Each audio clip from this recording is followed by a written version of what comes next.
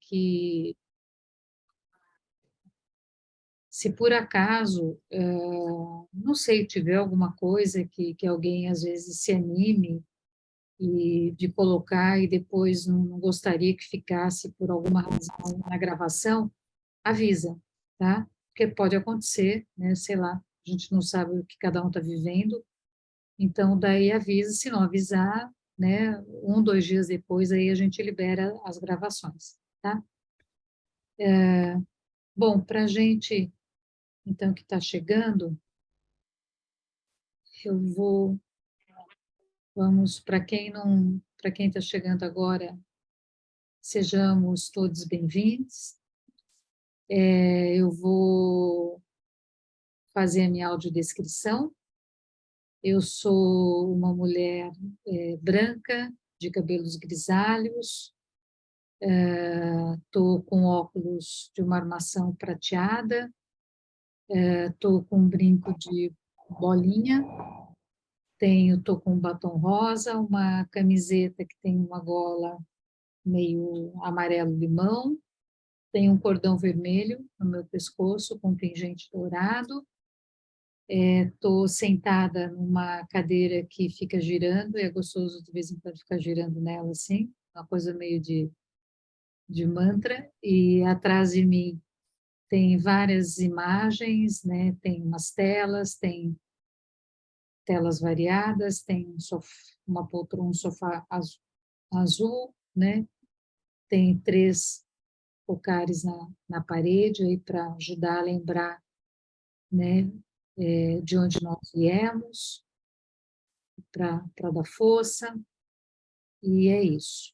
E vou começar compartilhando com vocês, né? Para a gente ir chegando e deixando lá para trás, né? De onde a gente está saindo desse nosso dia.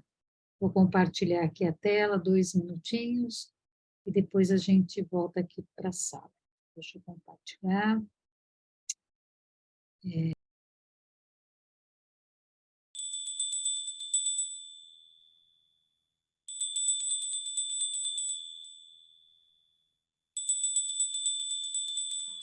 Vou banindo pela terra e ar, vou banindo pelo fogo e mar, vou banindo pra purificar, vou banindo pra exterminar. Espiral, espiral, espiral, sugue o que há de ruim, leve todo o mal. Espiral, espiral, espiral, sugue o que há de ruim, leve todo o mal. Vou banindo pela terra e ar, vou banindo pelo fogo e mar, vou banindo pra purificar, vou banindo pra exterminar. Espiral, espiral, espiral, sugue o que há de ruim, leve todo o mal. Espiral, espiral, espiral, sugue o que há de ruim, leve todo o mal. Vou banindo pela terra e ar, vou banindo pelo fogo e mar, vou banindo pra purificar, vou banindo pra exterminar. Espiral, espiral, espiral, sugue o que há de ruim, leve todo o mal. Espiral, espiral, espiral, sugue o que há de ruim, leve todo o mal. Vou banindo pela terra e ar, vou banindo pelo fogo e mar, vou banindo pra purificar, vou banindo pra exterminar. Espiral, espiral, espiral.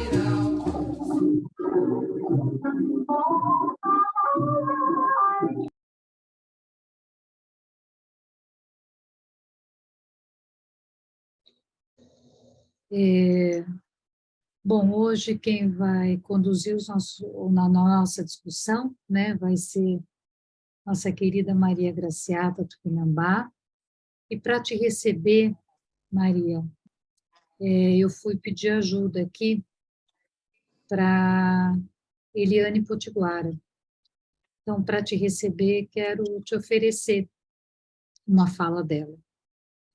E ela diz uma coisa assim: a coisa mais bonita que temos dentro de nós mesmos é a dignidade, mesmo se ela está maltratada, mas não há dor ou tristeza que o vento ou o mar não apaguem. Bonito é florir no meio dos ensinamentos impostos pelo poder. Bonito é florir no meio do ódio, da inveja, da mentira ou do lixo da sociedade. Bonito é sorrir ou amar quando uma cachoeira de lágrimas a partir do nada. Bonito é renascer todos os dias.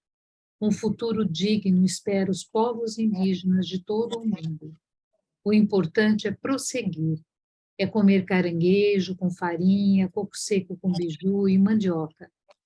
Pedimos que os nossos espíritos se elevem ao mais sagrado da sabedoria humana e receba a irradiação do amor, da paz e do conhecimento a todas as nossas cabeças indígenas e de outras etnias e povos, transformando todo o pensamento discordante, conflituoso em pensamentos de paz e que construa a unidade entre todos os seres do planeta.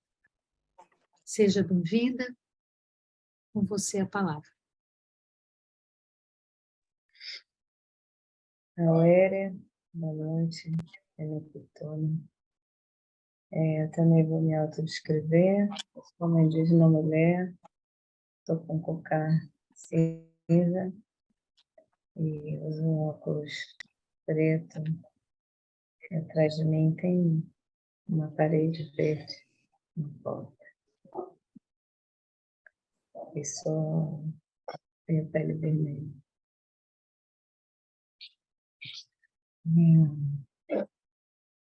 Queria dizer, Beth, que acabei de sair de um ritual, então o ritmo aqui está mais lento. Mas estou na presença.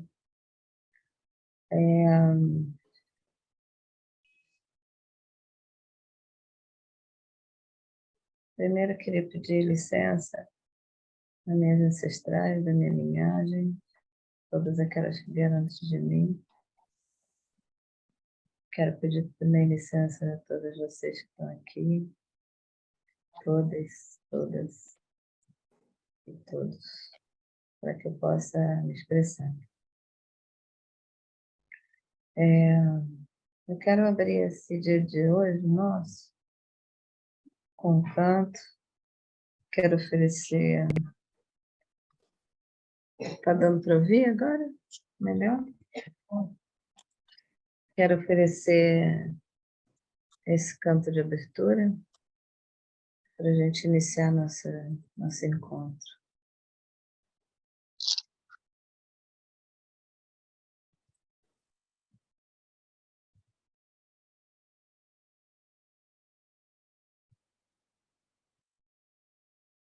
Jaci, Ayande, Jaci, Morfeu, Iambetaba, Tupã, Uruci, Isapé, Iambetaba, Tupã, Uruci, Isapé, Iambetaba, Ije a só, ije assim, oi, peixe bom. Ije a só, ije obito pão, ei, ambeta, wabi. Ije a só, ije obito pão, ei, ambeta, wabi. Auéria, esse é um canto da minha etnia, ele é cantado em tupi, lendo um pouco de Copenhague, vejo que as nossas lutas são as mesmas, ancestralmente. Copenhague também, como eu, sofreu extinção de povo, como eu sofro violência, como eu, sofreu apagamento, mas a força que nos guia, que nos rege, a todos e todas, nos trouxe até aqui no dia de hoje. Então, eu queria só contextualizar a minha existência. Eu sou uma indígena mulher. Primeiro eu sou indígena, depois eu sou mulher. Faço parte de um movimento chamado Movimento Aracunas Pluricultural, da qual Eliane Potiguara faz parte. Então foi bem legal, Beth, você prestar essa homenagem à nossa parenta. A nossa ideia nesse grupo é estar escrevendo a nossa história a partir de nós mesmos, do nosso território corpo, porque nós somos da tradição da oralidade, mas precisamos também nos abrir para outras formas de comunicação. Então, é importante que fique escrito, relatado, tudo o que a gente sente, pensa, vive numa sociedade antropocêntrica. O Krenak fala do capitalocentrismo, né? Que antes o homem era o centro, o ser humano, agora é o capital. Então, essa é a nossa pauta, essa é a nossa luta. Eu luto desde os 18 anos pela causa indígena. Estou a... Acho que tem que aumentar, né? Eu estou há 40 anos nessa luta. Comecei aos 18, estou com 58. Enfim, hoje compartilhava com Beth. É bem bonito a gente falar das nossas belezas, nossa força, ancestralidade, pertencimento. Mas é importante também falar dos nossos desafios, das nossas causas, das nossas lutas. Não é novo para os povos originários a luta pela sobrevivência por terra e território.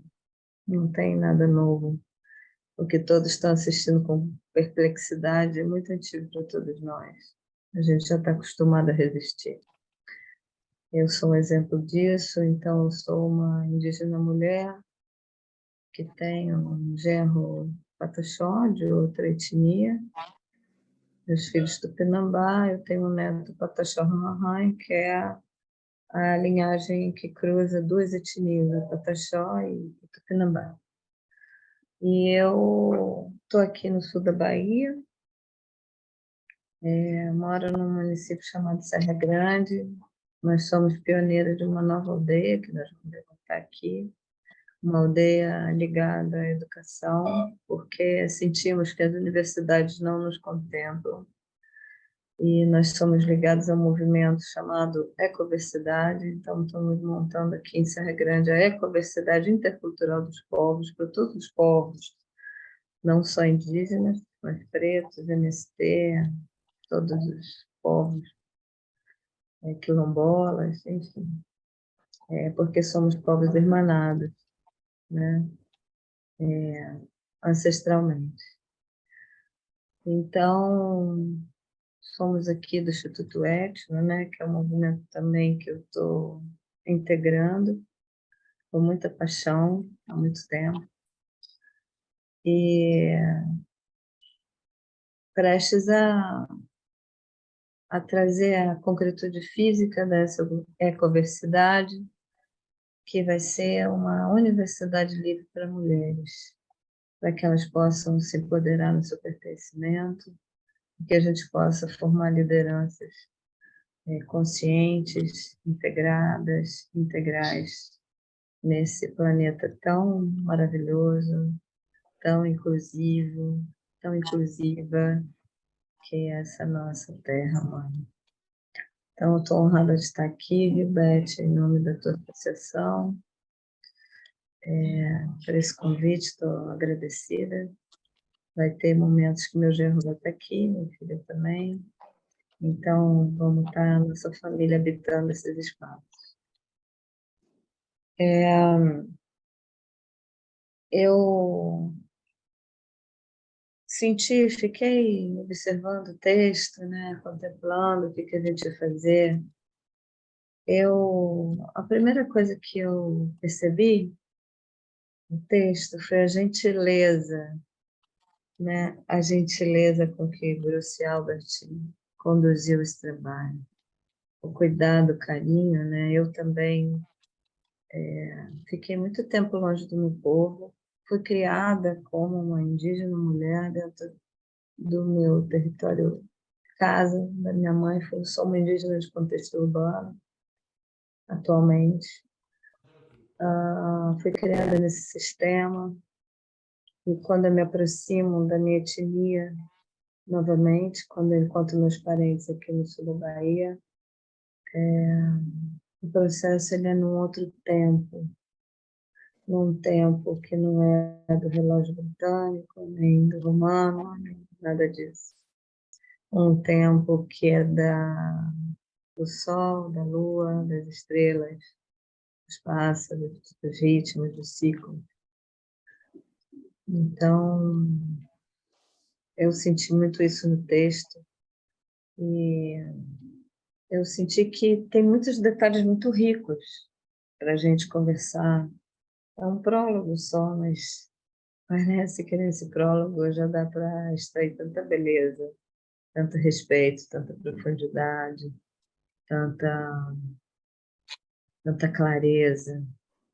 Então, eu senti que nós podíamos ler mesmo e discutindo. Eu não gosto dessa palavra discutindo, eu gosto da palavra dialogando. Minha câmera está.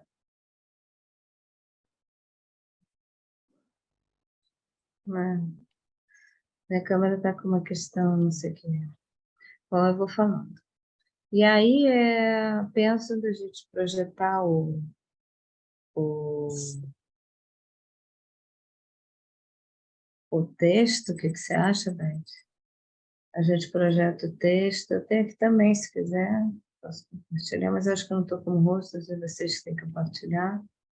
E a minha ideia, então, assim, eu extraí alguns temas, né, só para contextualizar esse prólogo, que é o que a gente vai abordar hoje, né? Então, Bruxelas organiza da seguinte forma, né? Um breve relato dos Yanomamis, né, no Brasil, a biografia de Copenau e algum percurso do Bruce Albert. Então, isso vem no prólogo, né, como estrutura.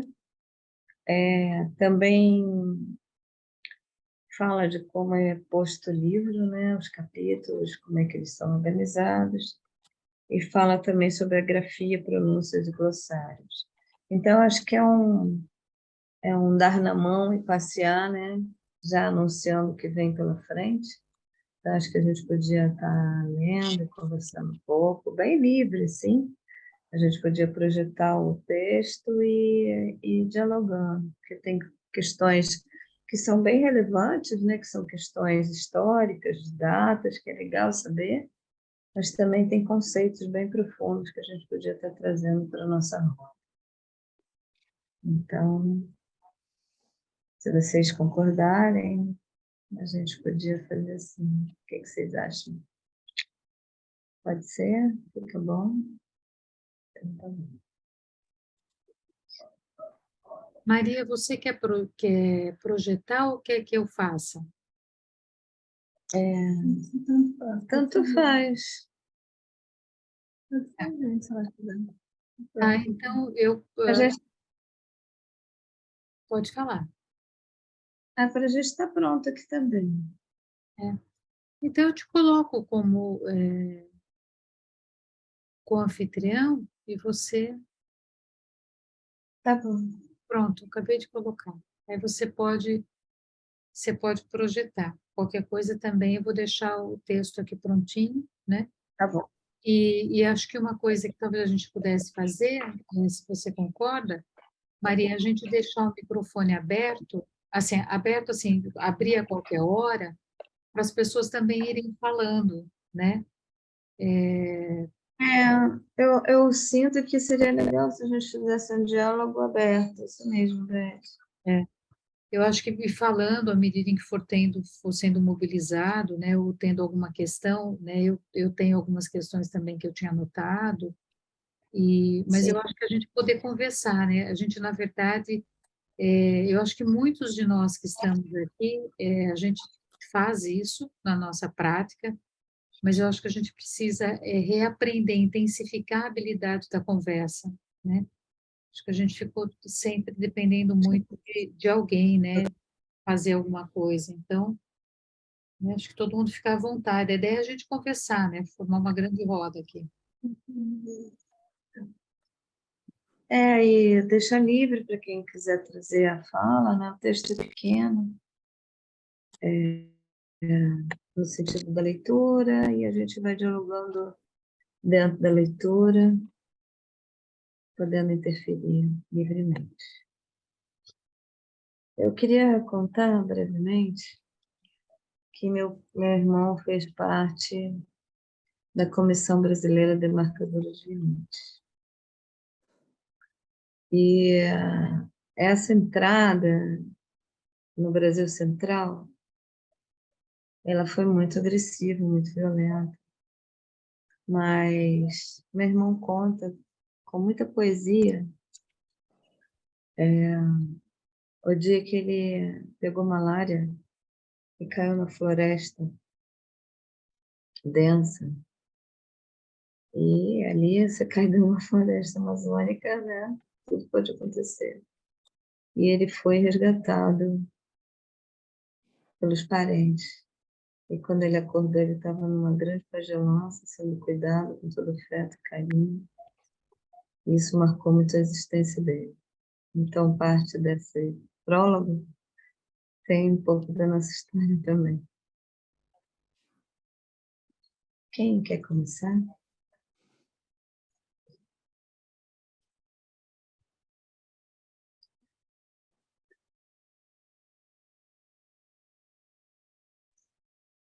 Eu posso começar. Esse livro, ao mesmo tempo relato de vida, autoetnografia e manifesto cosmopolítico, convida a uma viagem pela história e pelo pensamento de um xamã Yanomami, Davi Copenaua. Nascido há 6 décadas no norte da Amazônia brasileira, no alto rio Tototobi, Amazonas, num mundo ainda muito afastado dos brancos, Davi Copenaua viu-se confrontado desde a infância, no decorrer de uma existência muitas vezes épica, com os sucessivos protagonistas do avanço da fronteira regional, agentes do Serviço de Proteção aos Índios, SPI, militares da Comissão Brasileira Demarcadora de Limites, CBDL, missionários evangélicos, trabalhadores de estradas, garimpeiros e fazendeiros.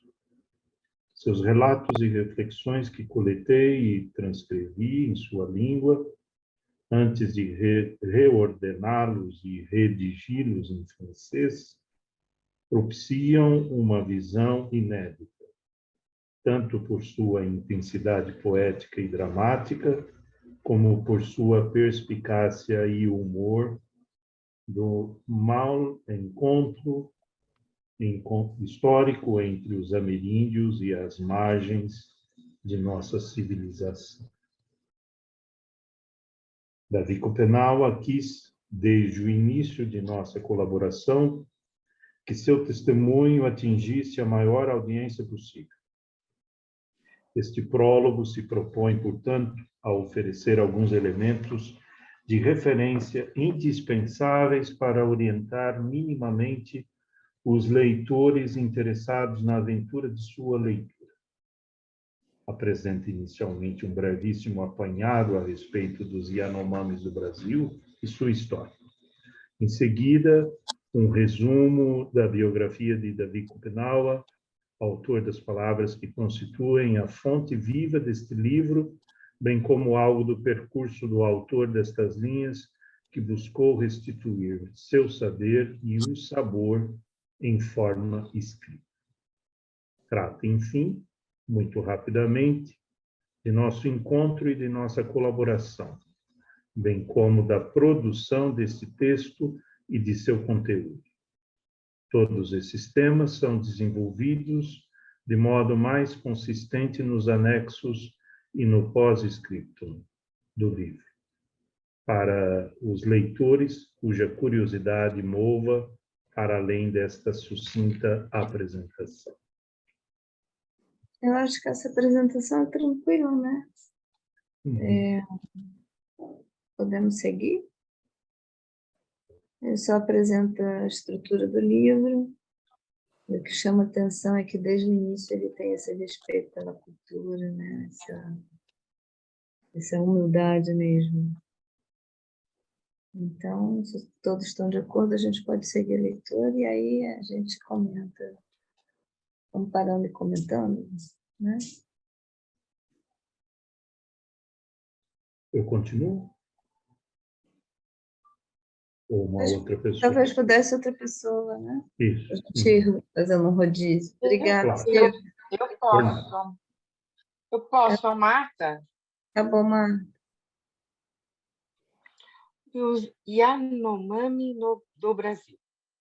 Os Yanomami constituem uma sociedade de caçadores, coletores e agricultores de Coivara, que ocupam um espaço de floresta tropical de aproximadamente 230 mil quilômetros quadrados nas suas duas vertentes, da Serra Parimá, divisor de águas entre o Alto Orinoco, sul da Venezuela, e a margem esquerda do Rio Negro, no norte do Brasil. Formam um vasto conjunto linguístico e cultural, isolado, subdividido em várias línguas e dialetos aparentados. Sua população total é estimada em mais de 33 mil pessoas, repartidas em cerca de 640 comunidades, o que faz deles um dos maiores grupos ameríndigos da Amazônia, que conservaram, em larga medida, seu modo de vida tradicional. No Brasil, o território Yanomami, homologado em 1992, com o nome de Terra Indígena Yanomami, estende-se por 96.650 quilômetros quadrados no extremo norte da Amazônia, ao longo da fronteira com a Venezuela. Conta com uma população aproximadamente de 21.600 pessoas, repartidas em pouco menos de 260 grupos locais.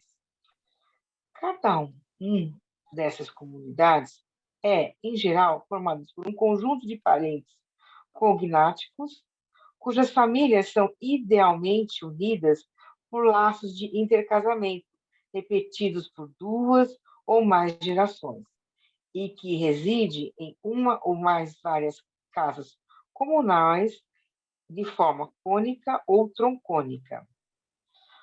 Os primeiros contatos Um minutinho só. Tem 3 palavras nesse trecho que eu não conheço, se alguém puder me esclarecer. Agricultores de Coivara, não sei o que é isso, não sei o que é parentes cognáticos e essa casas comunais troncônicas.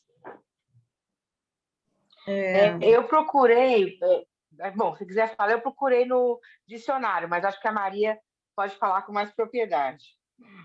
Não, pode falar se quiser, mas essa primeira palavra Coivara é aquela velha forma de fazer agricultura queimando para plantar, né, que é antiga. E cognáticos são aqueles parentes que vão casando entre si, né? Vão tendo casamentos entre famílias, né? E essa forma cônica é a forma de como é feita a casa, né? Troncônico. É o formato da casa, né? Muito obrigada. Os primeiros contatos esporádicos dos Yanomami do Brasil com os brancos, coletores de produtos da floresta, viajantes estrangeiros, militares das expedições de demarcação de fronteiras ou agentes do CPI, datam do início do século XX, entre as décadas de 1940 e 1960. Algumas missões católicas e evangélicas e postos do SPI se instalaram na periferia de suas terras, abrindo assim os primeiros pontos de contato regular, fontes de obtenção de bens manufaturados e também de vários surtos de epidemias letais. No início da década de 70, esses primeiros avanços da fronteira regional seriam bruscamente intensificados, primeiro pela abertura de um trecho da perimetral norte ao sul das terras Yanomami em 1973. E passados 10 anos de trégua com a interrupção de uma corrida pelo ouro, sem precedentes em sua região central em 1987. A construção da estrada foi abandonada em 1976 e a invasão dos garimpeiros relativamente contida a partir dos meados da década de 90. Entretanto, intensas atividades de garimpo foram retomadas nesses últimos anos e, além disso, a integridade da terra indígena Yanomami vem sofrendo novas ameaças, tanto de companhias mineradoras como da frente da agropecuária local, interessadas em expandir suas atividades a oeste do estado de Roraima. Alguém quer continuar? Vamos dar uma paradinha, acho que esse parágrafo aí, esse texto, acho que tem muito tema relevante, né? Então, se vocês quiserem comentar, eu tenho algumas questões, só para a gente fazer um intercâmbio, o que chama atenção para vocês, não sei se Beth tirou alguma coisa desse texto, eu tirei, mas queria perguntar o que vocês acham. Priscila? Vocês têm informações atualizadas sobre como está essa questão do garimpo nas terras Yanomami, que parece que houve um aumento enorme de garimpeiros em terras indígenas, especialmente também entre os Yanomami? Sim. Eu não sou especialista nos Yanomamis, mas eu me interesso por toda a nossa cultura, né? Mas o que eu soube é que, ultimamente, o garimpo avançou muito, um dos principais problemas lá, ficou muitos anos parado isso lá, eles conseguiram brecar. Esse é um dos apelos de Copenhague, né? A questão toda é que os próprios parentes estão indo para o garimpo, né, à busca de novas oportunidades, então isso vai tornando tudo muito complexo de administração, né, de administrar. Estão se perdendo muito parente para o garimpo, para poder trabalhar no próprio garimpo, mas a situação lá está bem complexa, né? Eu acho que eu ainda há pouco tempo assisti um documentário muito bom sobre esse momento lá, eu posso depois passar para vocês o nome, e tem um lançamento novo também que fala um pouco dessa corrida para ocupar, né, o centro-oeste do país e o norte, enfim, a Amazônia, que se chama Xingu, um documentário novo, muito bom, ele é muito didático, né, para a gente assistir. Então, eu sei que a situação está bem grave, né? Hoje a gente comentava, Beth, mais cedo sobre as campanhas que foram lançadas aí de apoio aos povos Yanomami. Claro que esse governo deixou muitos povos numa situação muito de risco, de dizimação, de violência, enfim. Mas os Yanomamis, essa situação aí que está descrita, por um tempo foi passada, mas agora é realidade de novo. Dizem que tem mais de 50 mil garimpeiros nas terras Yanomamis. Beth, se tiver mais dados, ou alguém, não é uma especialidade, mas é o que eu sei até aí. Priscila está com a mão levantada, se quiser falar, Priscila. Boa noite. Não, eu fiquei pensando nesses dias, né, até por conta da minha formação aí, minha construção, né, como arte terapeuta, mas eu sou da história, né, então, pensando que esse grupo é um grupo de reflexão, mas que essa reflexão também tem um propósito, né, de entender melhor esse país e se apropriar, né, do que nós somos e nós temos sido, e também as minhas aulas de formação de professores foram tomadas por essa pauta, né, que eu me senti, como eu já disse anteriormente, mais apta, já que eu participo com vocês aqui a falar sobre essas questões, né? Antigamente, até antes desse grupo, eu falava muito da questão da África, né? Mas, assim, as permanências, né? Mas falando aqui, não só como historiadora, né? Porque como historiadora a gente tem essa questão das permanências e das rupturas, né? E eu acho que esse grupo busca rupturas, mas a gente tem se confrontado com permanências, né? Então, você acaba de falar que essa questão dos anos 60 está voltando de novo, mas a gente pode ir um pouco mais fundo se a gente pensar na questão da psicologia analítica e no conceito arquetípico, né, de formação da nossa nação, que eu acho que talvez seja o que mais me entristece, assim, porque são 500 anos e a gente continua tendo alguns arquétipos muito permanentes, né? O arquétipo do conquistador, o arquétipo do conquistador, o arquétipo do predador, esses arquétipos, né? Pautando as escolhas cidadãs, né? Então, assim, a gente tenta formar uma nação, fazer uma história de povo, né? Claro que esse conceito de nação é um conceito problemático, né? Face ao capitalismo. Eu falo de uma forma ideal nesse conceito, né? Então a gente tenta construir esse povo, essa nação, esse coletivo. A gente já falou aqui tantas vezes de sonhar coletivo, né? E de ser sujeitos coletivos, né? E a gente se depara com esses grandes arquétipos, né? O arquétipo do caçado, do caçador, o arquétipo daquele que se apropria da natureza e dessa natureza dando respostas, né?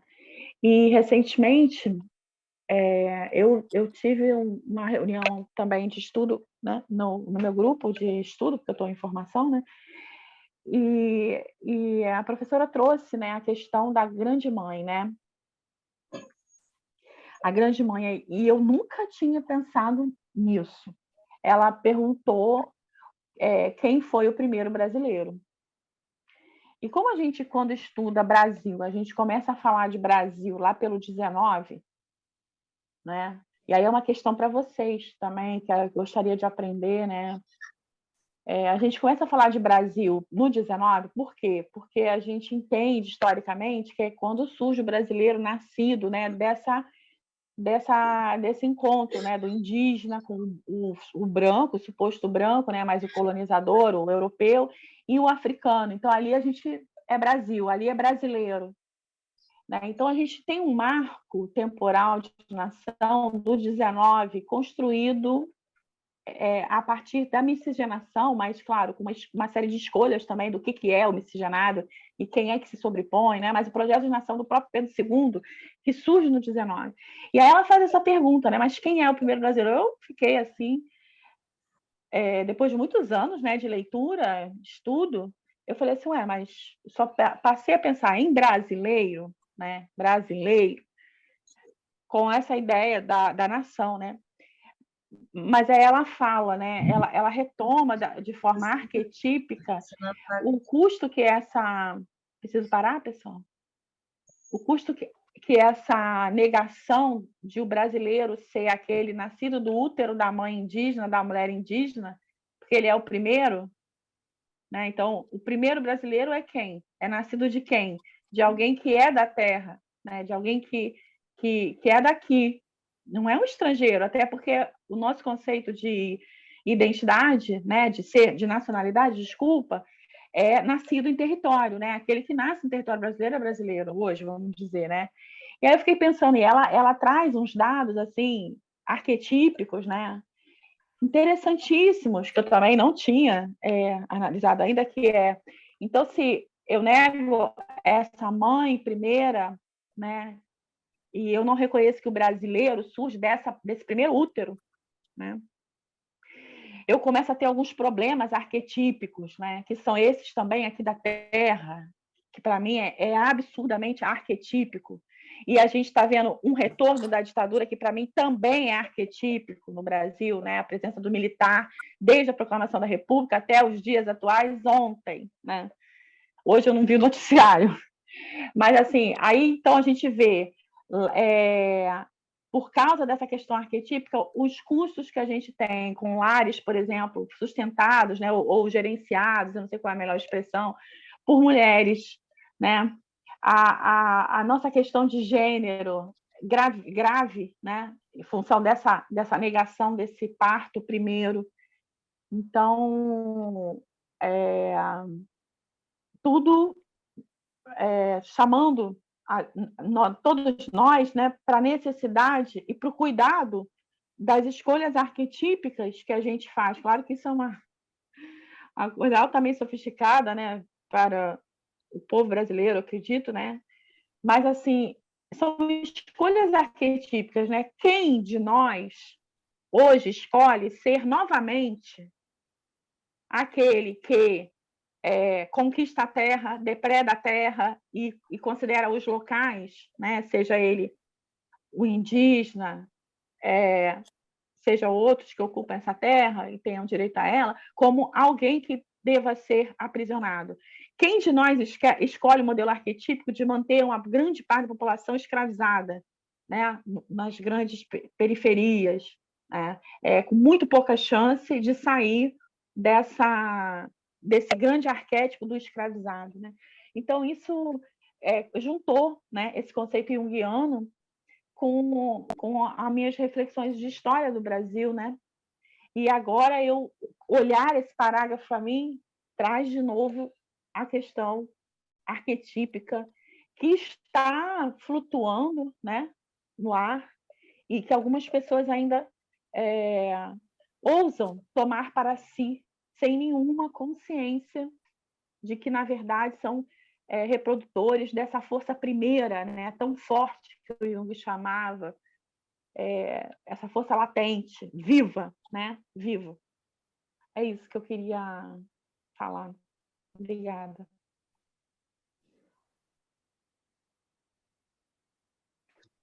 Eu vou pegar um pouquinho de carona aí no que a Priscila estava falando, né? E eu vou até voltar um pouquinho atrás, lá da primeira parte que nós lemos, que eu falei, bom, vou deixar passar, mas aí como a ideia ficou aqui, eu falei, acho que é melhor falar. Eu acho que todo mundo que já teve alguma experiência com história oral de vida, né, e a gente que faz uma escuta, eu acho que a gente sabe o quanto é difícil numa transcrição e numa transcriação, e principalmente de um contexto como esse, né, do Tupinambá Yanomami, como nos toca e como nós estamos inseridos dentro dos relatos que nós, principalmente no momento de transcriar aquela transcrição, né? E eu acho que isso é uma coisa importante, né? Que o Bruce Albert, que eu acho que deve ter sido um esforço sobre-humano, eu acredito, muito grande, porque você é parte, você está inserido dentro do processo, né? Eu acho que uma outra coisa que eu queria comentar é que o garimpo não está voltando. Acho que quando a gente olha para as imagens, né, o garimpo nunca deixou de estar, né?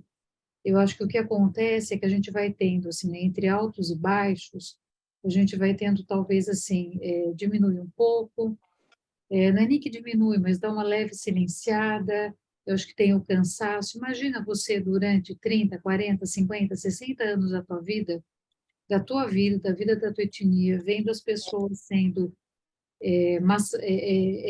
a gente acabou de ter aqui, né, 700 mil pessoas quase morrendo de Covid, né? A gente tem no Brasil, como é que a gente se sente lutando, né? Já está todo mundo de saco cheio de usar máscara, né?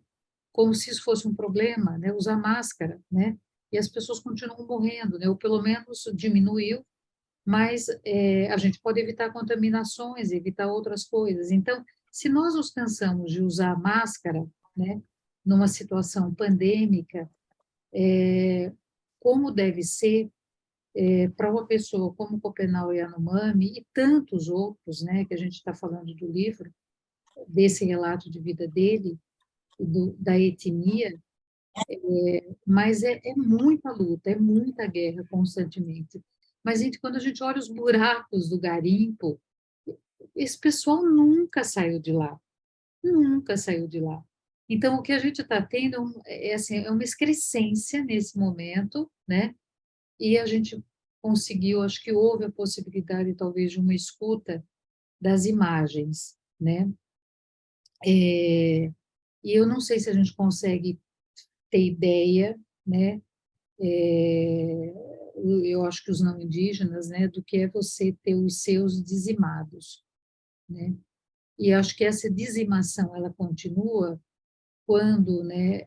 A gente vai tendo também indígenas, assim como a gente tem dentro da floresta, seringueiros, né, mas que acabam cedendo, né, ao vil metal, ou pelo menos a uma ilusão, ou se é fruto de um cansaço. Eu acho que a gente vai ter oportunidade de talvez entender isso ao longo do livro, né? E por último, um ponto que eu queria era a questão da estrada, né?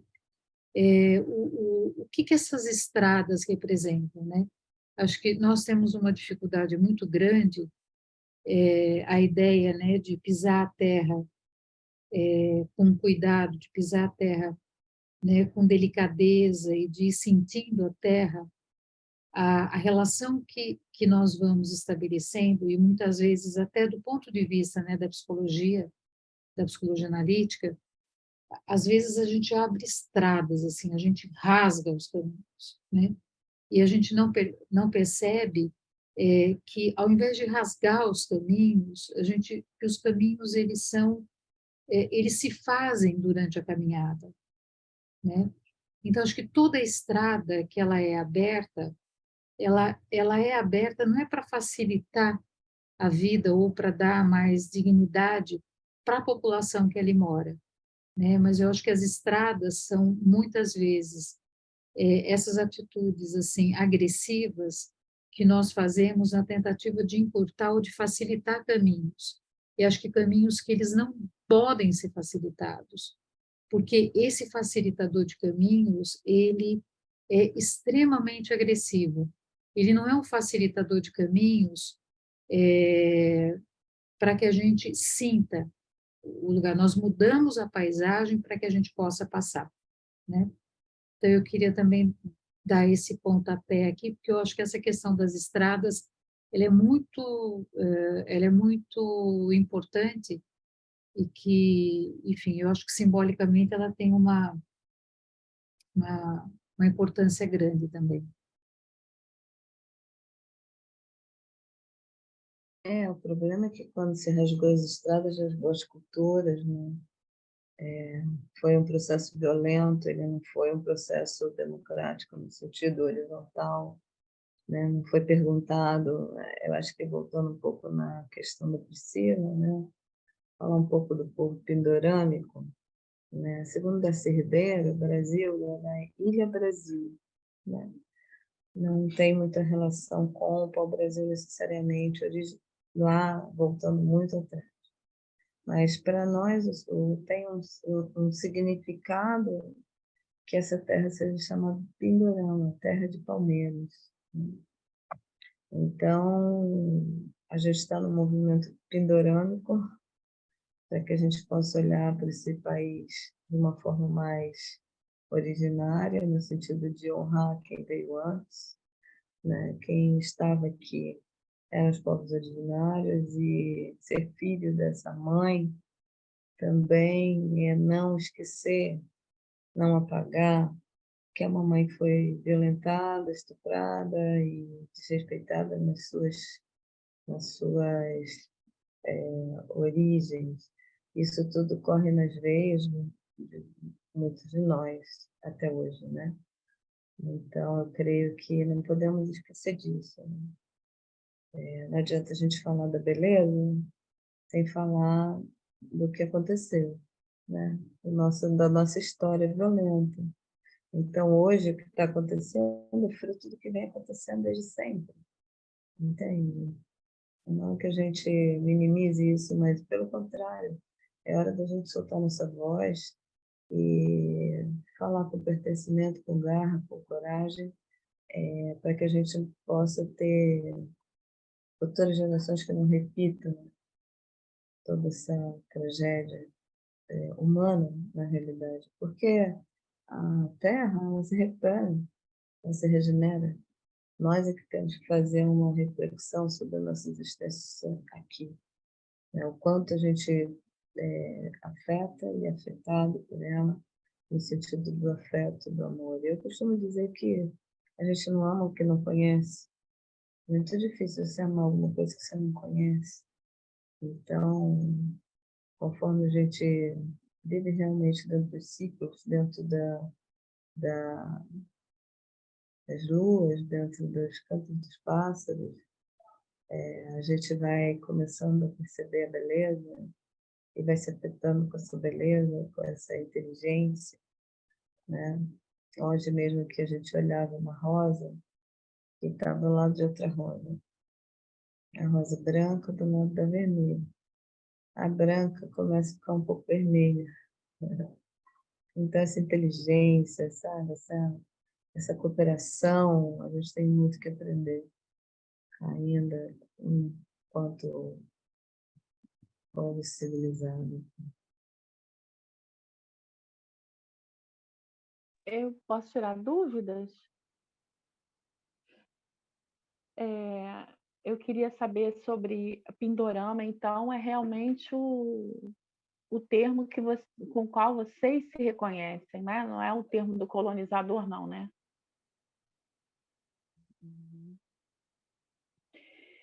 Não, E é um movimento nacional forte mesmo, assim, de pertencimento, né? Porque quando Bach traz essa coisa de rasgar as estradas, muitas estradas foram cortadas, foram abertas, né?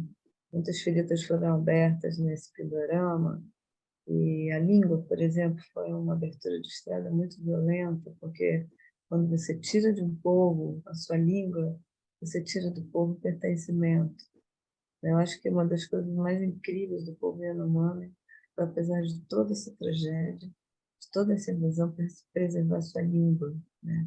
Meu povo, por exemplo, não teve essa boa sorte, porque também meu povo foi o primeiro povo de impacto, né? Então, fala aí dos avanços da fronteira regional, nós sofremos impactos pelos aqueles que se perderam no mar, né? Então, nosso impacto é muito mais profundo, muito mais antigo. Não estou minimizando o impacto dos povos humanos, estou dizendo que perder a língua, perder o pertencimento. Então, eu vejo o povo Yanomami nessa resistência, isso que os faz tão fortes, então, e vivos até hoje, né? E com suas culturas preservadas até hoje.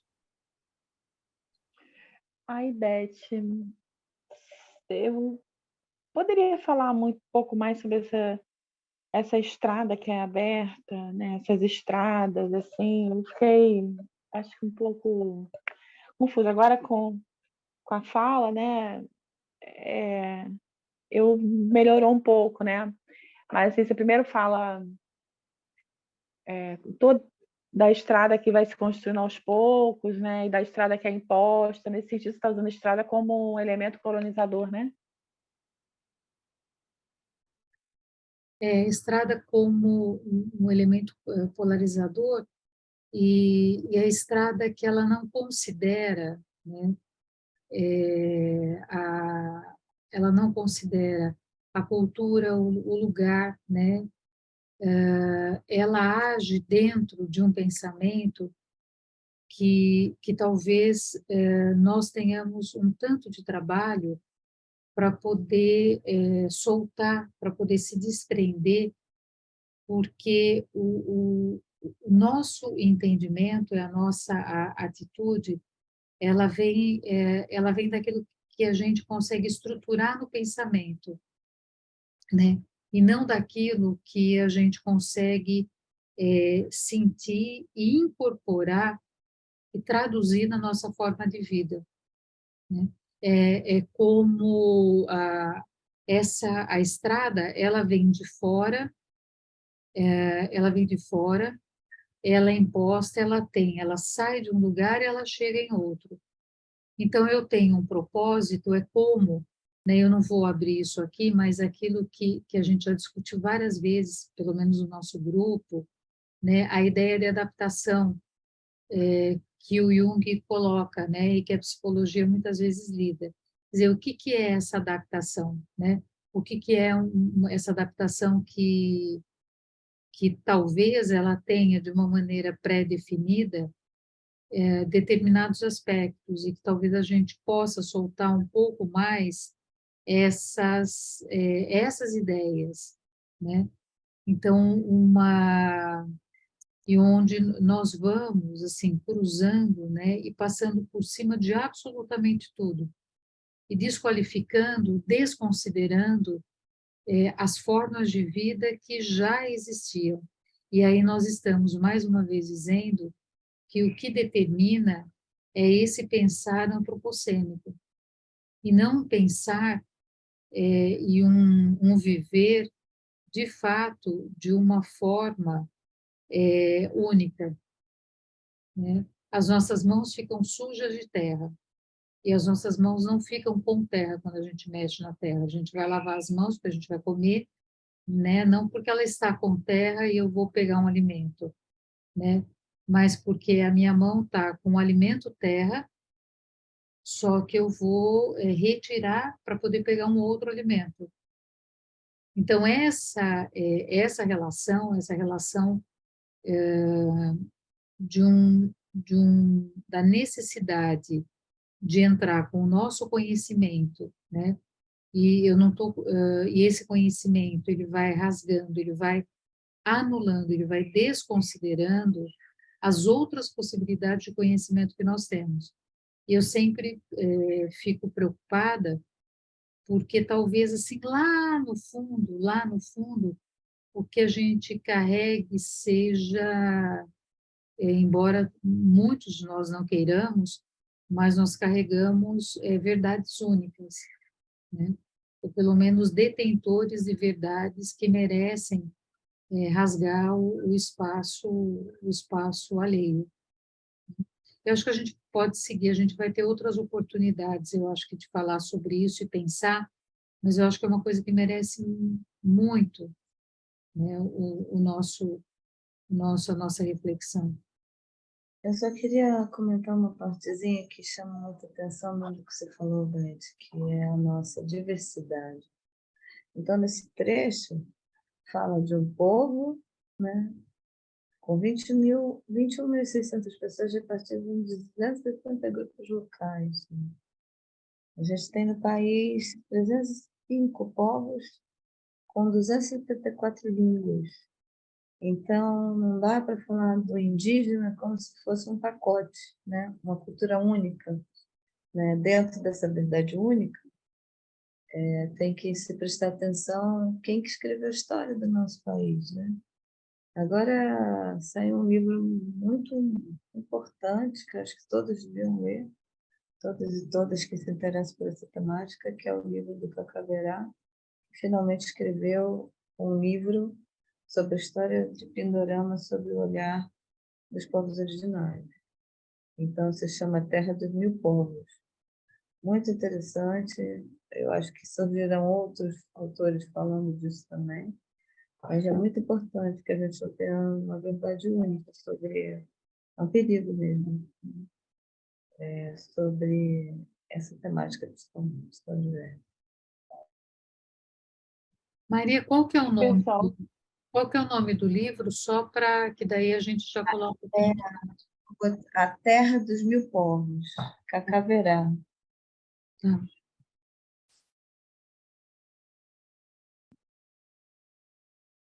Eu acho que ai, simbolicamente, só para não me alongar muito, mas quando a gente olha, né, as imagens, né, e essas formas, né, como é que as habitações são construídas e essa vivência coletiva, como ela também é provocadora, né? Porque quando eu tenho uma individualidade preservada e aquilo que eu vejo, o que eu compreendo, é que há uma individualidade preservada e muito bem preservada dentro de uma coletividade. Então, eu tenho, né, como a psicologia, né, eu tenho processos de individuação no coletivo, né, e só é possível, né, os nossos processos de individuação na relação com o outro. Então, o próprio modelo, né, de construção, ele é um modelo que eu acho que chama um pouco para isso, né, mas só para não deixar passar, que acho que é importante. não, eu só peço desculpa falar mais uma vez, mas assim, essa ideia do único, né? Essa ideia da unicidade, ela tá presente aqui, como vocês falam, mas quando ela está presente aqui, ela está presente em outras esferas também, né? No sentido de, por exemplo, a própria pensamento dito científico que barra uma série de outras entradas, de outras formas de compreensão do mundo, das sociedades, e há uma resistência nisso, né? E muitas vezes isso demora a chegar, né, dentro das universidades, ou seja, dos ditos centros de saber, né, que não é isso, né, mesmo, né? Na verdade, ali há um campo grande de disputa. Essa ideia do único, da unicidade, ela se coloca aqui na questão, mas chega até nós, né? De outra forma, em várias formas, em várias instâncias e experiências de vida. Não sei se eu expliquei bem. Desculpa. Olha, acho que a gente podia fazer um acordo aqui no grupo, né, da gente não pedir tantas desculpas, né, né, isso Tá bem. talvez seja uma deformação, né, assim, do cristianismo, né, porque a gente aprende minha culpa, minha máxima culpa, né, a sonoridade eu sempre achei bonita, né, porque aquela coisa lembra barbatuques, né, mas, assim, acho que vamos, né, vamos parar de pedir desculpas, né, eu acho que é para a gente falar mesmo, todo mundo poder falar. É Assim, eu importante amei esse a lugar de estrada, fala. só quero dizer isso. Eu amei a estrada, porque abriu muita coisa aqui. Eu acho que é importante esses lugares de fala, né? A gente assiste muita coisa, mas não se comunica nesse nível de profundidade, né, que a gente experimenta aqui. Então, é muito importante o lugar de fala. Né?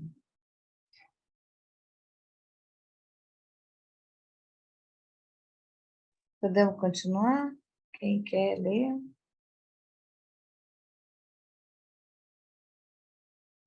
posso ler, só que eu vou ter que ler aqui porque meu texto não está... Vou ter que ler da própria tela porque meu texto está invertido. E aí tem que subir, né? Ou é essa parte aqui mesmo? Davi Copenaua? É essa É parte. aqui? Uhum. Tá bom. Então eu vou ler. Davi Copenaua nasceu por volta de 1956 em Maracanã, né? É isso? Grande casa comunal de cerca de 200 pessoas, situada na floresta tropical de Piemonte do Alto Rio Tobi, no extremo norte do estado do Amazonas, próximo à fronteira com a Venezuela. Desde o final da década de 1970, reside na comunidade de seus sogros, no sopé da Montanha do Vento, o Atoquiri, na margem direita do rio Demini, a menos de 100 quilômetros a sudeste do rio Totobi. Quando criança, Davi Copenaua viu seu grupo de origem ser dizimado por 2 epidemias sucessivas de doenças infecciosas propagadas por agentes do SPI, 1959 e 60, e depois por membros da organização norte-americana New Tribes Mission, 1967. Foi submetido por algum tempo ao proselitismo desses missionários que se estabeleceram no rio Tobi a partir de 1963. Deve a eles seu nome bíblico, a aprendizagem da escrita e um apanhado pouco atraente do cristianismo. Apesar da curiosidade inicial, não demorou a se indignar com o seu fanatismo e obsessão pelo pecado. Rebelou-se finalmente contra sua influência no final da década de 1960, após ter perdido a maior parte dos seus durante uma epidemia de varíola transmitida pela filha de um dos pastores.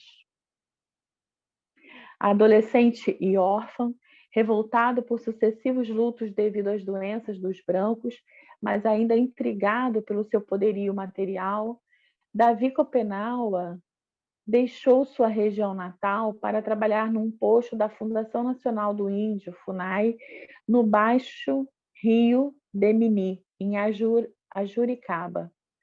Lá se esforçou, em suas próprias palavras, para virar branco, entre aspas. Tudo o que conseguiu foi contrair tuberculose. Essa desventura lhe valeu uma longa permanência no hospital, onde aproveitou para aprender alguns rudimentos de português. Uma vez curado, pôde voltar à sua casa no rio Tutobi, mas só por algum tempo. Em 1976, após a abertura da Perimetral Norte, foi contratado como intérprete da FUNAI. Assim, durante alguns anos, percorreu quase toda a terra Yanomami, tomando consciência de sua extensão e de sua unidade cultural, para além das diferenças locais. A experiência lhe deu também um conhecimento mais preciso da obsessão predatória dos que ele chama de povo da mercadoria e da ameaça que ela representa para a permanência da floresta e a sobrevivência de seu povo. Finalmente, cansado de suas peregrinações de intérprete, Davi Copenaua se instalou definitivamente em Uatoriqui, no início da década de 1980, depois de ter se casado com a filha do grande homem, Tata Ré, da comunidade. Este, xamã renomado, iniciou em sua arte e, tradicionalista convicto, tem sido desde então seu mestre de pensamento. Essa iniciação foi, para Davi Copenaua, a ocasião de uma volta às origens, graças à qual pôde retomar uma vocação xamânica, manifestada desde a infância, mas interrompida pela chegada dos brancos. Posteriormente, serviu-lhe de alicerce para desenvolver uma reflexão cosmológica original a respeito do fetichismo, da mercadoria, da destruição da floresta amazônica e das mudanças climáticas. No final da década de 1980, mais de 1.000 Yanomami morreram no Brasil, vítimas das doenças e da violência que acompanharam a invasão de seu território por cerca de 40 mil garimpeiros. Davi Podemos Copenau ficou... Oi? interromper um pouquinho para a gente... Sim, pois não. Talvez... Vamos ver aqui. Só para ver onde acaba o texto. Se a gente pudesse revisar agora a conversa, vocês querem ler até o final, outra pessoa, e aí a gente volta para o debate, pode ser assim? Para revisar as falas. Obrigada, Priscila. Quem quer tocar daqui?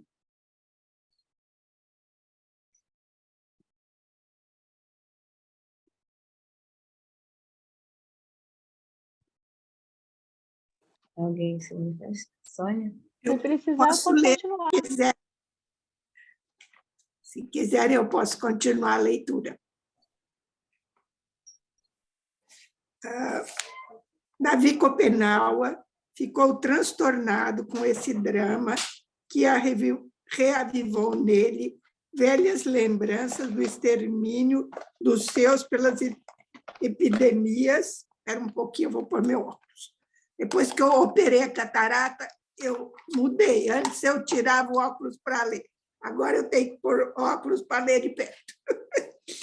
Então, dos seus pelas epidemias Chauará dos brancos quando era criança. Depois de anos engajado para conseguir a legalização das terras Yanomami, ele então se envolveu numa campanha internacional em defesa de seu povo e da Amazônia.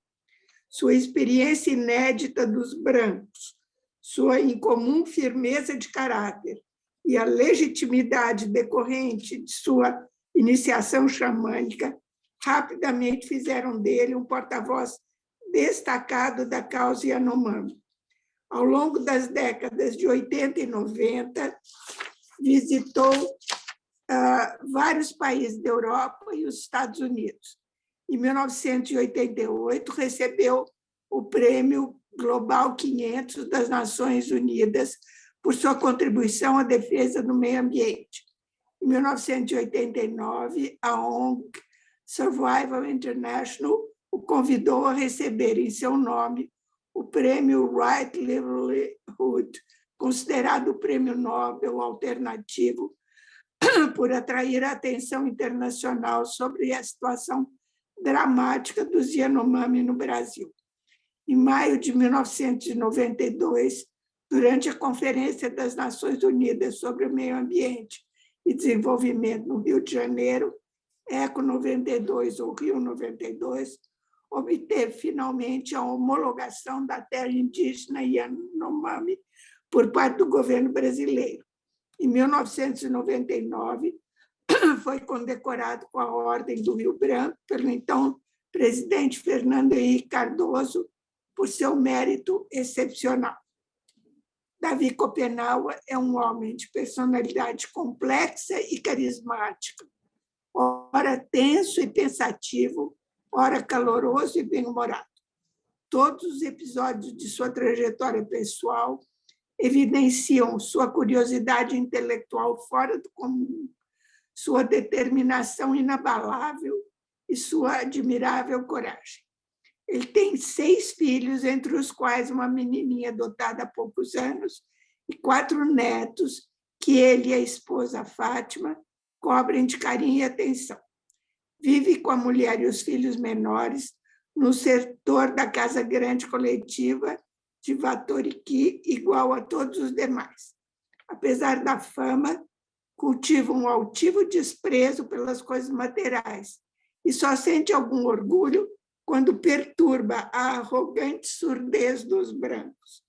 Suas atividades preferidas são, na floresta, responder aos cantos dos espíritos e, nas cidades, falar em defesa de seu povo. É hoje uma liderança Yanomami muito influente e um xamã respeitado. Defensor incansável da terra e dos direitos Yanomami, continua zelando com rigor pela tradição de seus maiores, em particular de seu saber xamânico. Desde 2004, é presidente fundador da Associação Utucará, que eu fui ver lá na nota, quer dizer, céu que caiu no tempo das origens, que representa a maioria dos Yanomami no Brasil. Em dezembro de 2008, recebeu uma menção de honra especial do prestigioso Prêmio Bartolomé de las Casas, concedido pelo governo espanhol, pela defesa dos direitos dos povos autóctones das Américas, e, em 2009, foi condecorado com a Ordem do Mérito do Ministério da Cultura Brasileira. Beth, só queria checar até que horas vai nosso encontro para a gente compreender nossa dinâmica. Obrigada, Sônia. Maria, ele vai até 9h30, né? Tá. A gente pode ter uma margenzinha aí, mas como para você, 9h30 daqui, né? Que é 10h30 aí para vocês, né? A maioria. A gente podia abrir com um breve comentário, né? Talvez a gente, tendo lido esse texto, poder dar continuidade para a discussão dele num outro momento, né? A gente também respeitar o tempo, Cronos. Eu só gostaria de fazer um pedido. Se algum de vocês conhece bem essa terra Yanomami, eu tentei me localizar nesses mapas, que tem um dos capítulos do livro, que são os mapas, mas eu confesso que eu não estou conseguindo ler esses mapas. Se alguém de vocês tem mais familiaridade, num próximo encontro, talvez contar para a gente um pouco como que é isso, tá bom? Tá, Sônia, Priscila, vou pedir licença aqui, só para... Sônia, eu vou ver se eu consigo postar no grupo. Tem, acho que, uns mapas que ajudam. Vou tentar colocar lá para a gente dando uma olhada, o que, claro, não impede da gente trazer e depois olhar juntos, né? Aí ao longo dos dias também, tá? Mas eu tento fazer isso, se mais alguém puder colaborar também, mas pode ficar tranquila, tá? Obrigada. A gente podia abrir, então, uma breve fala para a Priscila e a gente encerra. Pode ser, Priscila? Bom, é realmente breve, é só uma observação, né? Primeiro, eu me lembro do vídeo, né, que vocês passaram no primeiro encontro do Copenau. Foi uma frase que eu nunca esqueci, né? Ele dizendo que ele também tinha direito de ter família, né? E eu fiquei muito, assim, marcada mesmo, né? Como branco tem família, eu também quero ter família, né? Quero todos os meus vivos comigo. Foi uma coisa muito forte para mim. Mas, assim, também observo, né, que nesse esforço de sobrevivência, né, uma humildade imensa de entrar nas estruturas, né, do branco para entender uma lógica alheia, né, e saber se movimentar. Estou falando isso porque ele foi trabalhar na FUNAI, né? E eu queria, assim, entender, né? Vocês que são indígenas do grupo, né? Explicar esse movimento, né? Se é isso mesmo, né? Mas, assim, essa disposição infinita de compreensão, né? A ponto de sair de si, né? Entrar no outro, né? Saber como o outro pensa, funciona, se organiza, para ter bases, né? De compreensão, mas também de ação, né? Isso também me chamou a atenção, assim, nessa trajetória dele, né? Eu creio que é mais uma questão de sobrevivência do que qualquer outra coisa, né? Um dia, Krenak estava com Copenau, e Copenau perguntou sobre o branco, né, que estava lá fora, quanto eles eram. E aí ele ficou... Krenak perguntou quanto eles são. E aí Krenak pensou, nossa, Davi, conta os dedos das mãos quando eu vou falar para ele sobre a quantidade de branco lá fora. Aí falou, bom, eles são como as estrelas do céu, como as areias, né? São muitos. Ah, é? E o que eles comem? Ah, eles comem tudo. Eles comem árvores, eles comem rio, eles comem tudo, né? Então, tem que se conhecer, né? Esse comedor de coisas para sobreviver, foi estratégico, né? Tem uma lógica muito estratégica nos povos, todos os povos têm essa estratégia muito consolidada, né?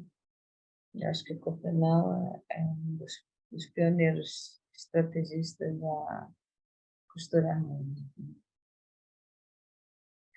Eu gostaria, então, Beth, se você me autoriza, está encerrando com o canto, né?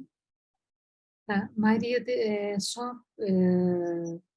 gente, lá no grupo, né, se a gente puder, de repente, né, tiver vontade de seguir conversando, ou sugestões também, né, é de todo mundo, né, o grupo, o trabalho, acho que essa experiência, essa tentativa de sempre, né, de uma construção em conjunto, é sempre um desafio, né, e eu queria só comentar, tem um Sherpa, que é um morador, né, lá das montanhas do Himalaia, e ele fala que é um sujeito bem bacana, né, que tem a vida no meio das montanhas também, e ele fala que a coisa mais difícil, ele falou assim, eu tenho a maior dificuldade em conseguir dar crédito a algum ocidental, né? Eu falei, mas por quê? Ele falou, porque raramente um ocidental percebe a hora de parar, percebe a hora de retornar, né? Não consegue perceber, né? E, e aí eu acho interessante isso, né? A gente perceber a hora de fazer os nossos, que não são retornos, né? Mas a gente poder, às vezes, saber a hora de parar. Maria, por mim, está com Ô, você? Beth,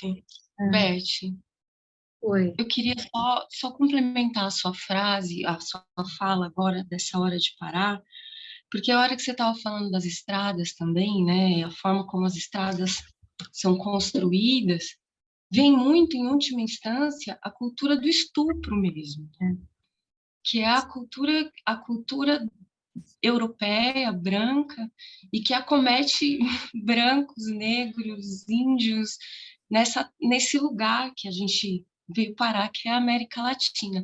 Eu queria dar uma sugestão para o grupo. Aconteceu de eu ler, e estou lendo junto com esse livro que a gente está lendo aqui, As Veias Abertas da América Latina. E está sendo incrível complementar um com o outro. Assim, ao mesmo tempo que você lê o Galeano, que é um homem branco, descendente de espanhol, mas é um latino, falando sobre o povo daqui, né? E é interessante você ver que, assim, aqui sempre foi o esgoto, a latrina do mundo, né? E se a gente puder pensar como um povo só, e como aí a gente consegue sair, talvez, dessa maldição da América Latina, né? Eu tô nessa Copa do Mundo, eu tenho um paciente que gosta muito de futebol. E ele vai sempre em todos os... Ele é um japonês brasileiro, mas toda a família dele veio do Japão, ele nasceu aqui. E ele gosta muito de futebol e de esporte. Então, sempre ele junta dinheirinho assim, aí toda Copa do Mundo ou Olimpíada, ele dá um jeito de viajar, né? Se ele não foi, mas está acompanhando muito de perto. E ele trouxe um dado muito interessante esses dias. Ele estava dizendo que as outras seleções, Marrocos, Argentina, tem uma torcida, é homogêneo, assim, é uma torcida que empurra a nação, assim, empurra a seleção. E que a torcida brasileira não é uma torcida homogênea, eles gritam, eles são muito inspirados, muito empolgados, é uma torcida que chama a atenção pela alegria, mas não faz um uníssono. Ela não se junta para empurrar, né? Achei isso interessante para a gente pensar. Até essa coisa do e da pluralidade, porque quando o Galiano vai falando aqui nas vezes abertas da América Latina, e eu estou no começo, porque eu estou lendo bem juntinho mesmo, ele vai trazendo muito, por enquanto, muito do México, ele fala um pouco da Bolívia, dos quechas, dos aimaras, e parece que essa coisa que a Maria estava trazendo para a gente, né, assim, muitos povos, muitas línguas, é alguma coisa que acontece aqui embaixo mesmo. Eu queria saber um pouco se é é real, é isso mesmo, assim. Acontece da Amazônia para baixo. Eu queria só completar essa fala, Juliana, falando do micro no macro, e o macro no micro, e falar do corpo-território. Nossos corpos são territórios, né? Então, a nossa diversidade, ela acaba sendo complementar, né? Mas é uma diversidade, não pode ser encarada como uma massa única no sentido de pertencimento, mas é uma única luta. Então, quando você fala das Américas, a gente chama de Abiyala, né? Que é a luta dos povos das Américas, de pertencimento, de reconhecimento, de união, de diálogo. É uma construção que ancestralmente os povos não se davam, os povos guerreavam entre si, né? Em 1970 foi criado o movimento indígena no Brasil, pela necessidade de tanta coisa acontecendo, então juntaram muitas lideranças, né? E que derivou na Constituição de 88, nessa pauta indígena, começou em setembro, no sentido de, tá, beleza, a gente diverge um monte de coisa, a gente tem particularidades, né? Mas a gente tem uma luta única, que é esse conceito de povo, independente das nossas diferenças, vamos se unir para um único ideal. Né? Hoje a gente tem um movimento crescente no Brasil chamado Inteiro dos Povos, que é um movimento que pretende unificar todos os povos, uma grande nação pindorama, né? Não só povos indígenas, como pretos, como todos os povos que estão aí lutando pelo bem viver, né? Então, é uma luta pelo bem viver. Todos são bem-vindos e bem-vindas, mas é uma união daqueles que realmente acreditam na possibilidade de construir o viver agora, contemporâneo, com todas as dificuldades, em contexto urbano, em contexto rural, e sim, abaixo da Amazônia tem essa pluralidade bem clara, né? Então, vou falar do meu pertencimento. Nós temos o povo aqui no sul, extremo sul da Bahia, Tupinambá, Pataxó, Pataxó-Rorrônia. Nós temos nossos cantos, nossos rezos, né? Alguns são comuns, então, por exemplo, o povo Tupinambá e o povo Pataxó-Rorrônia tem cantos bem parecidos, assim, às vezes iguais, e ritualísticas, artesanatos, e, por exemplo, nós resolvemos aqui unificar o horário de todos os rituais de todas as aldeias e dias, para que a gente faça um grande rezo, uma grande força, mesmo separado territorialmente, mas unido pelo grande espírito.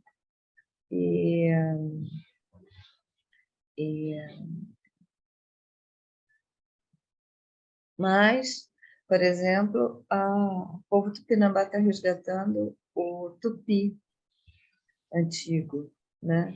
Então, agora a gente está estudando mesmo, assim, através dos nossos anciãos, resgatando essa memória, esse pertencimento, como eu falei, né? Língua para nós não é só uma forma de comunicar, é uma forma de existência, é outro conceito. Já o povo Pataxó-Rorrônia canta em Pachorrã, mas também está resgatando o tupi, e o povo pataxó só canta em pachorrã. Então, por exemplo, os ranrãs são muito fortes, por exemplo, na parteria tradicional, né? Os pataxós são muito fortes na arte, né? Os tupinambá e todas as etnias, mas assim, cada povo tem sua medicina, né? Então, estamos irmanados por um território único, nos visitando e casando entre si, nesse sul, extremo sul da Bahia, mas com características bem próprias. Então, por exemplo, você está num ajuntamento, né? Sei lá, numa marcha das mulheres, numa ATL, da vida, uma coisa assim, você olha, você distingue, aquele é pataxó, aquele é tupinambá, pelo cocar, pela pintura, de cada um tem uma particularidade. Isso é nacional. Eu Isso vou é ver se eu lindo. consigo, eu posso estar colocando no nosso grupo o mapa das etnias aqui de Pindorama, acho que é bem interessante. Mas, Maria, então, deixa eu só esclarecer. A Bilaiala é a América Latina e Pindorama é essa região que a gente conhece como Brasil, é É isso? isso, Ah, exatamente. que delícia, obrigada. Aham. Cauê, eu vou cantar então um canto de Pindorama para reverenciar nosso encontro. Tá, Maria, E só mais uma coisinha. Juliana, depois compartilha no grupo o movimento da OCA, né, do estupro, né? Que acho que compartilha depois lá no grupo, né? Que eu acho que é super importante, pode contar um pouquinho, né? Só para a gente não se alongar agora, mas que eu acho que é bem bacana, né? Só lembrando aí. Obrigada, Maria. essa tua fala, Juliana, da estrada, estupro para nós é bem falado entre as indígenas mulheres. Foi legal você trazer isso, é importante trazer isso. Senão fica naquela discussão perfumada. Acho que a gente saiu desse lugar de exotismo, tendo que ir para uma coisa mais pé no chão, né? Dá nome às coisas, né? Dar nome às coisas e deixar de ser hipócrita, né?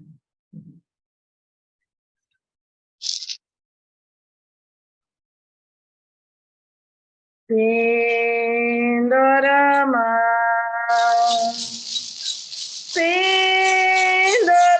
Pindoretama,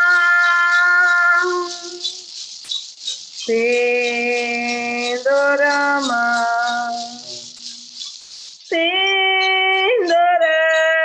Pindoretama,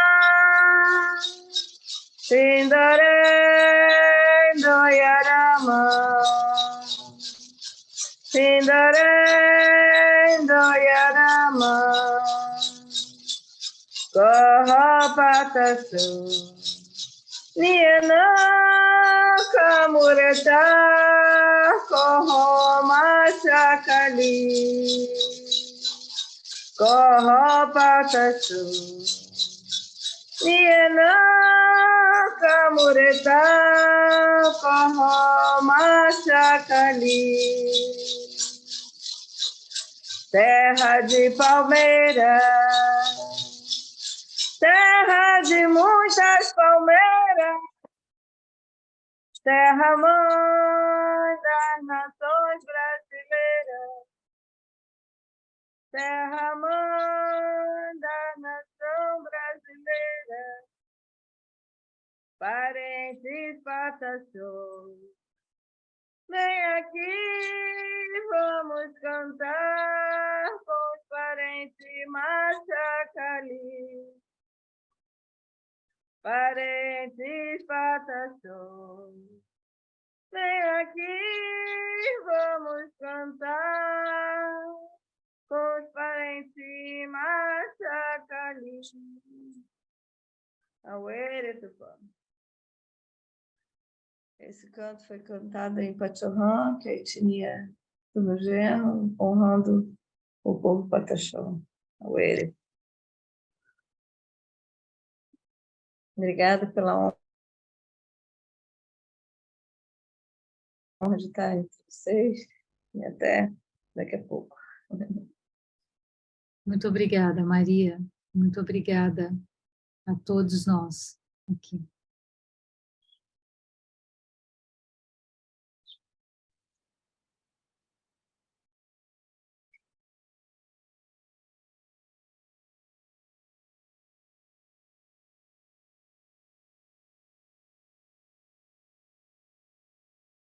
Tchau, pessoal. Obrigada por tudo e até.